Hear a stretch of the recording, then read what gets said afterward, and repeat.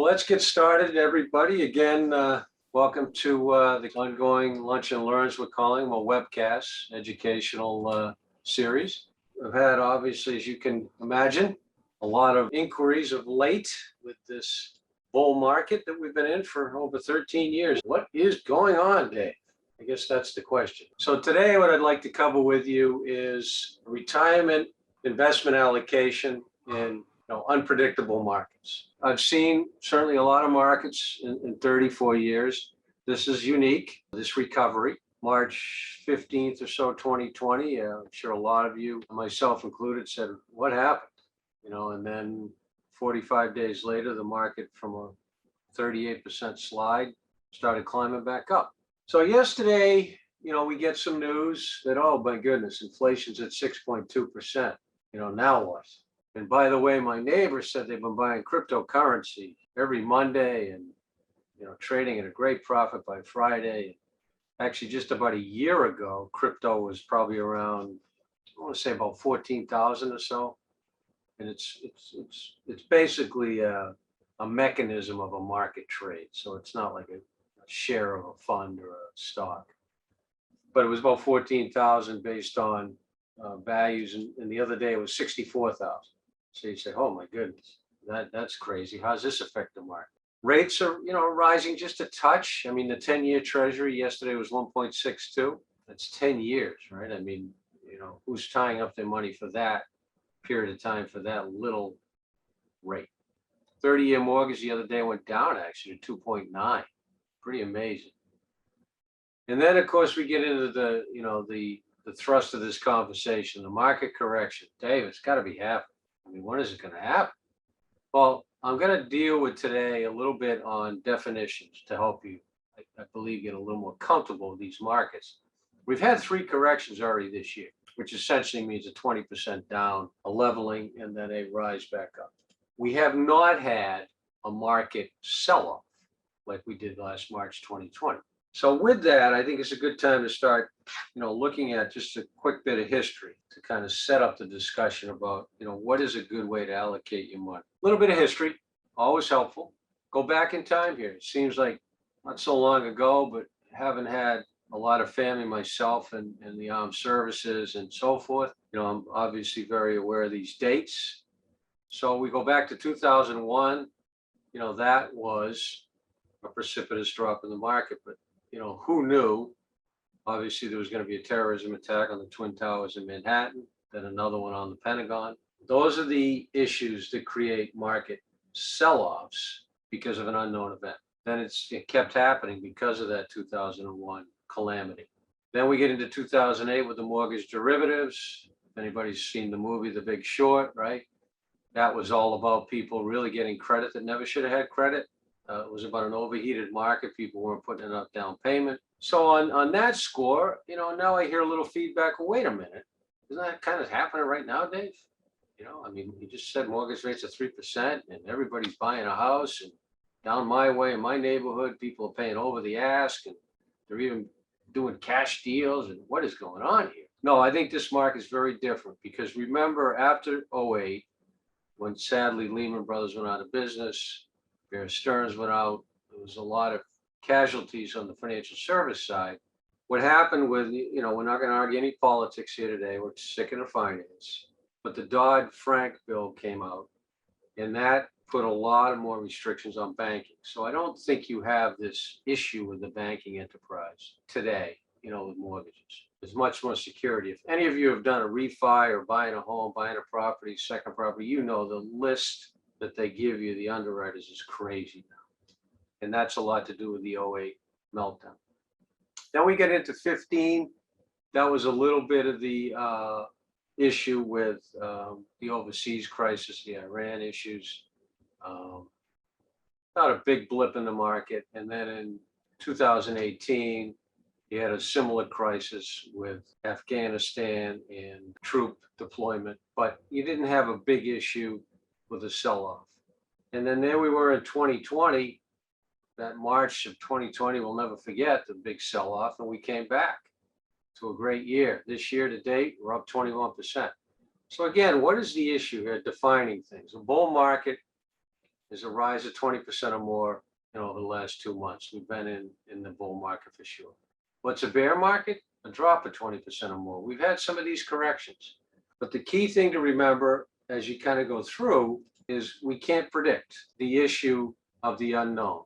I'm not discounting, the whole aspect of inflation and rising prices, the government debt, the Biden infrastructure bill. But again, we have a recovery, very unique, where you've had technology go crazy in 2020. Then in 2021, construction kept going. Then also in the middle of 2021, what happened? Hospitality reopened. If any of you have traveled and been around, it's not 100%, but it's reopened. So here's a little bit of a history slide going back, 88 years. This is a long period of time in the market, of which the orange line was a sell-off back to 32, and the blue line is a recovery. So all of this, again, is building to the aspect of, how do you allocate your money properly to take advantage of markets that are definitely going to always correct. There's going to be sell-offs, but so you're not overly concerned because you've got the right allocation. So a little more history, and then we'll kind of get into the aspects of allocation and investing. Market correction, I've talked about this a lot the last 5 minutes, but again, just look at this slide. There's 2009, and these gray bars are when there was some sell-offs. So you had 1, 2, 3, 4, and a recent one that just occurred in 2020. We know why. COVID was an unknown. But again, once everyone digested what was happening, we realized, there's a new world out there called virtual, called remote. And then that part of the economy kind of, built. A stock market crash. So here's where I want to just distinguish between the bear market, the correction, and the crash. The crash is one of the examples I just gave, the COVID, which was kind of the middle here. So COVID was an unknown. No idea that was going to occur, right? The issue of 2011 or 2001 when the terrorist bombing occurred. So that was right around the dot-com bubble hit as well. Unknown. Those are unknowns that I would not, lose the sleep over. I don't believe you have a market crash because of 6.2% inflation. I don't believe you have a market crash overall because of cryptocurrency being inflated.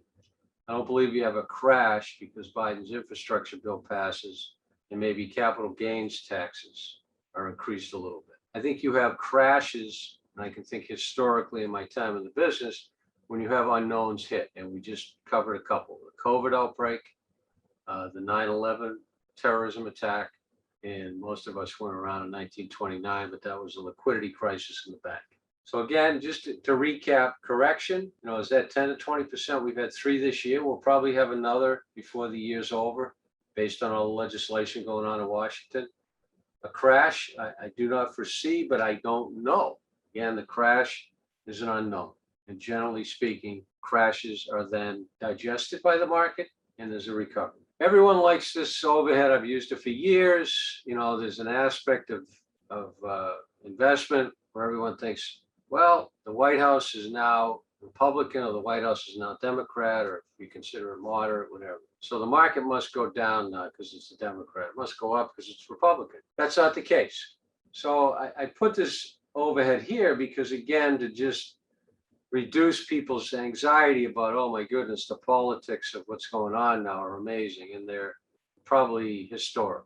The disagreements and the great divides, right? But I think the political divide, I just want to make a point of this, which is the politics of the office are one thing, but they don't dictate factually the rate of return of the market. Clinton in the White House for those 2 terms, plus 16% of the market. The current Biden administration, plus 28% since he's been in around November 7th. Trump administration, 11.8.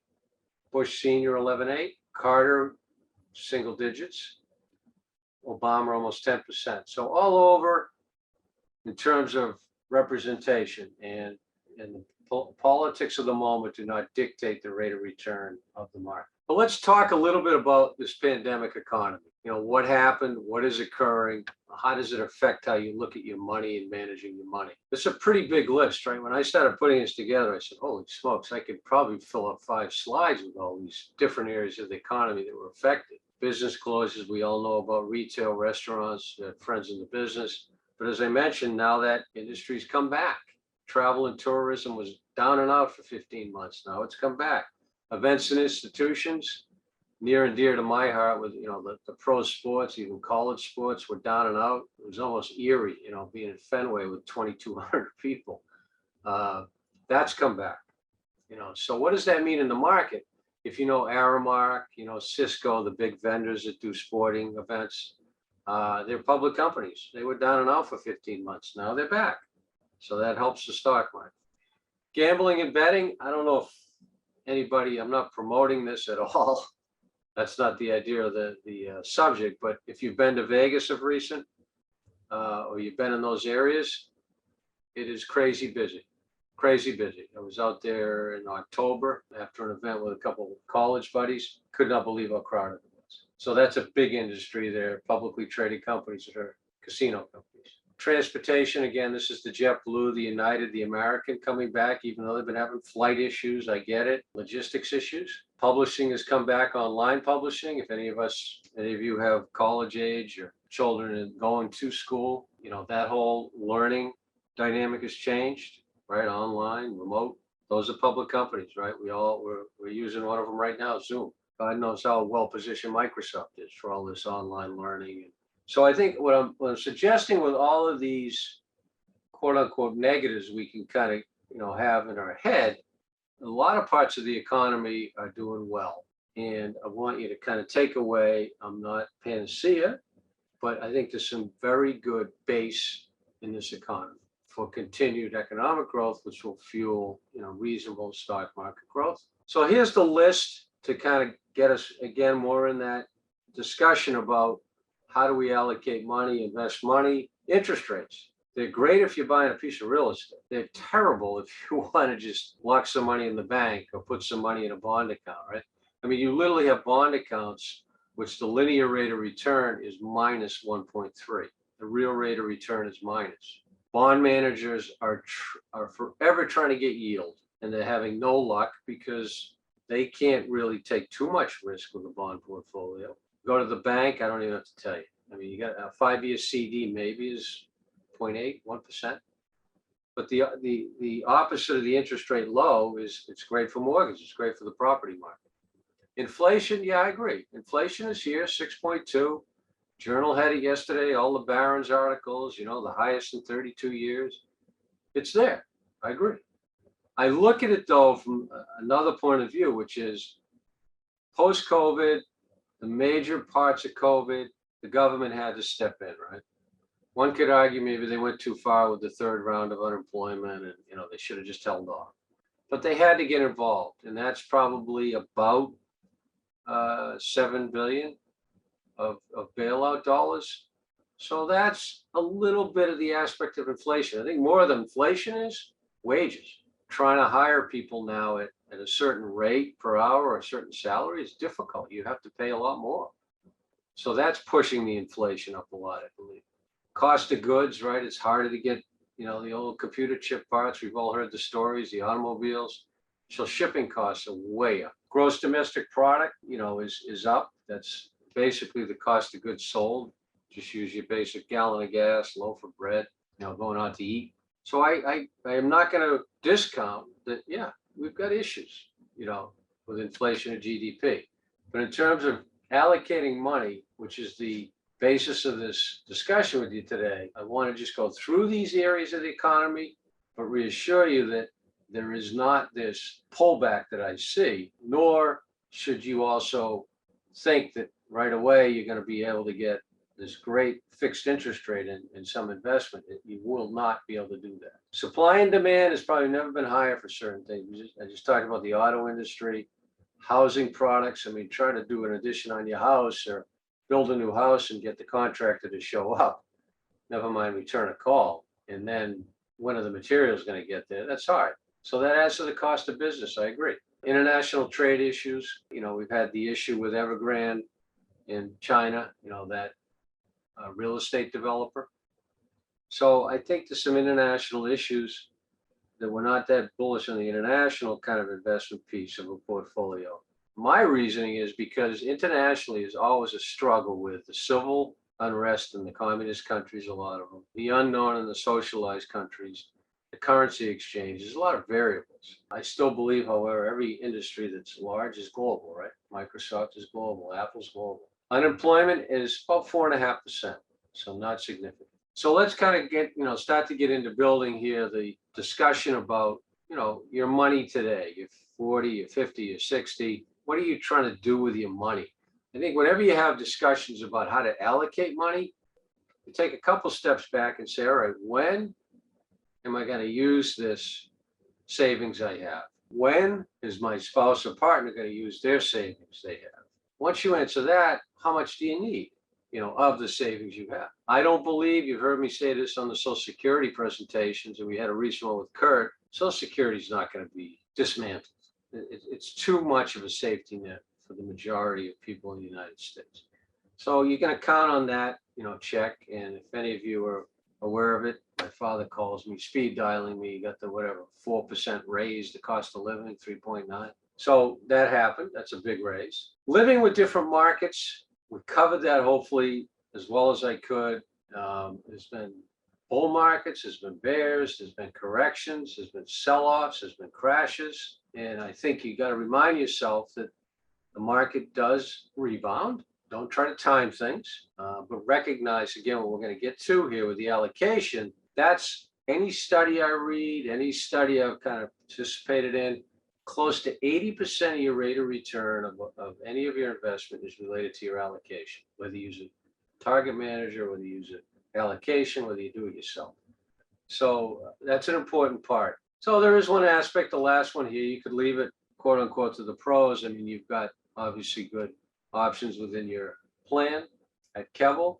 Again, a little more information on asset mix, long-term allocation. It's always helpful just to give yourself a little friendly reminder. All of these on the far left, how long are you going to have the money for? I always use, my dad in this equation. He's 87, retired, I want to say as a school principal administrator, 62 or 3. Had no idea how long he'd live. He's lived a good life. He's had some health setbacks. He's mentally in great shape. But I have about 12% of his portfolio in investment in the market.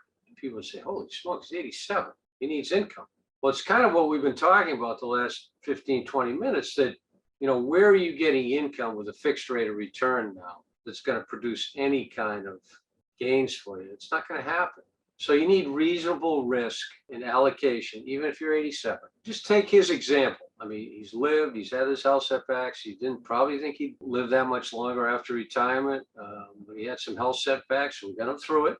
He's a good living example of still keeping reasonable balance in a market. And I'm not talking about, although he'd love me to buy him some Bitcoin. But I said, Dad, this is not what we're talking about.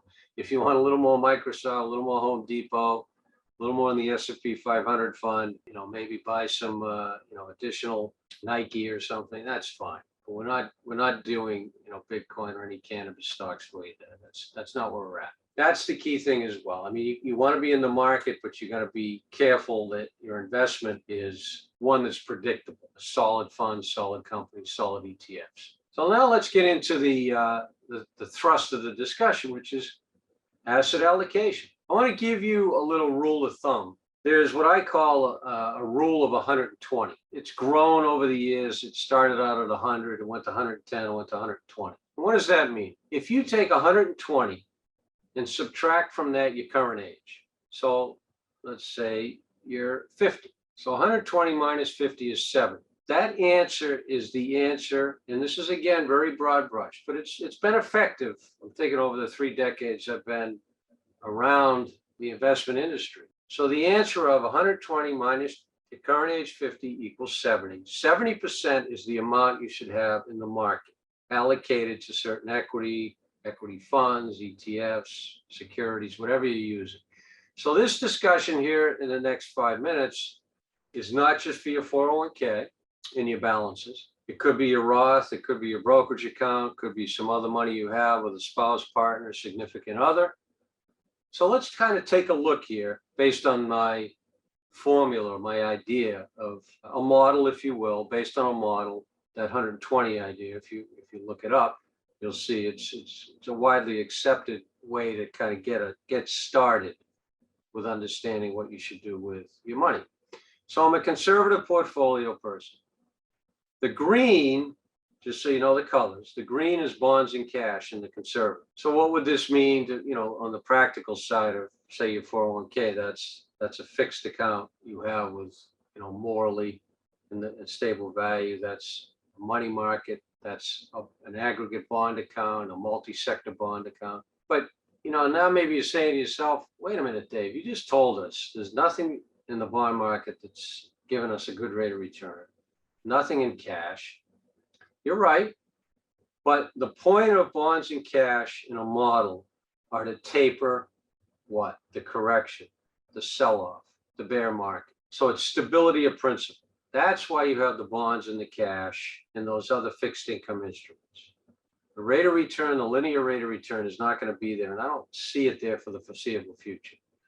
So here's the conservative model, 70% in the bond, cash, fixed income, and the other dial, large value, large growth, large blend. So that could be a large value fund. The large blend is an S&P 500. Large value is what's called an equity income or dividend paying stocks, dividend paying funds. So that's a conservative person. Again, if you're using my 120 example, how do you get to 30% equity? That's somebody who's close to 90 years old, right? So my example, 120 minus, well, my dad's 87, so that would mean 87 minus the 120 is what, 33% or so. I said I got 12% of his money in equities. You get the idea. Some form of equity still has to exist regardless of your age and regardless of where you are on the spectrum of retiring and taking income. So I know there's a number of you probably listening that are retirement income thought driven right now. I would suggest that as we move on these portfolios from page to page, start thinking about that. This is an example here of a moderately conservative, 50% bonds, cash, and the other 50% in the market. Now I'm getting a little more involved in mid-growth real estate. Real estate is not individual real estate. Real estate could be a share of Boston Properties, could be a real estate fund, REIT fund. Have done very, very well this year, by the way. And I think a lot of money has gone towards REITs because, as a rule, the best REIT managers are insurance companies. TIAA CREF is the one I think about all the time. We use them a lot.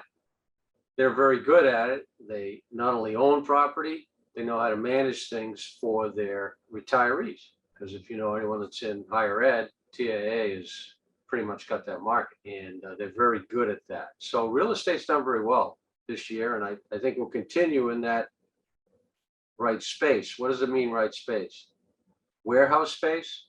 We don't have to go on about Amazon needing warehouse space, but pick anybody, Walmart, any of those big providers.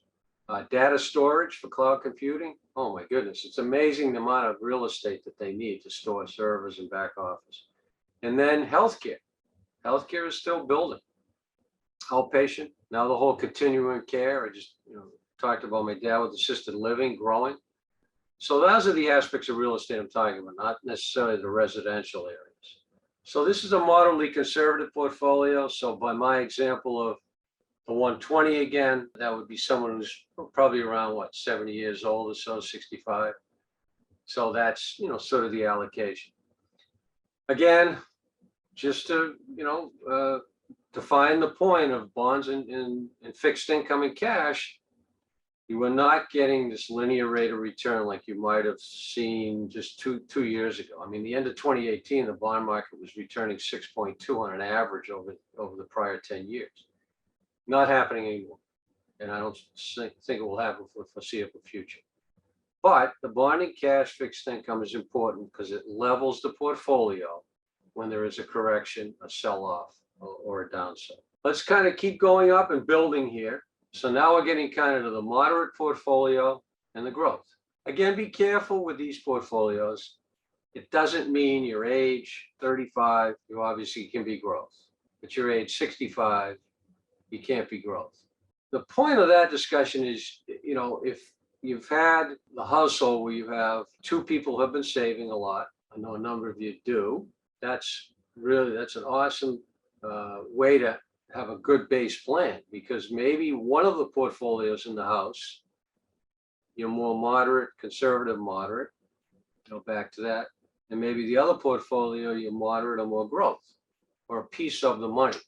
So what I would encourage you to think is you could plug in any of these portfolios to different buckets of money. So there's 5 of these actually.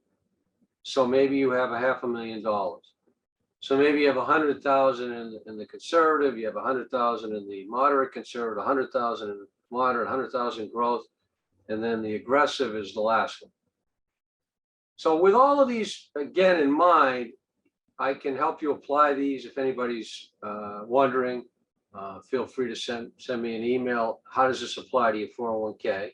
Or how does this apply to your other dollars you might have saved, Roths or IRA rollovers, got annuity questions, brokerage account? So you can apply these models to any of your money saved when you're doing your planning. So again, I leave you with the thought, we're up against the clock. Remind yourself of many market cycles we've been through.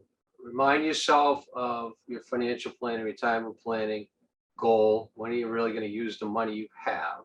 Friendly reminder that I don't see in the near term, and that's 3 years anyway, all of a sudden a big market uptick in fixed rates for investments. I believe this market, with the right, again, equity solutions, quality mutual funds, quality individual securities, quality ETFs, is the way to approach this market and understand, modeling. So in terms of models, again, I would encourage you to feel free to email me. Feel free to ask a question now if you like, but I'll leave it at this discussion of the application of any of these models can apply to any of your savings. So I'll stop there. Thank you very much. And I wish you all a very good weekend.